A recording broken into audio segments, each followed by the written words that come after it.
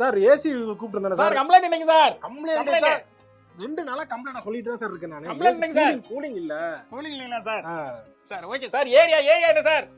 Taramani. Taramani sir. சரி sir. வாங்க sir எப்ப வருவீங்க? ஹலோ. வருவாங்களா மாட்டாங்களா? இது என்ன டெய்லி இதே கதையா போயிட்டு இருக்கு.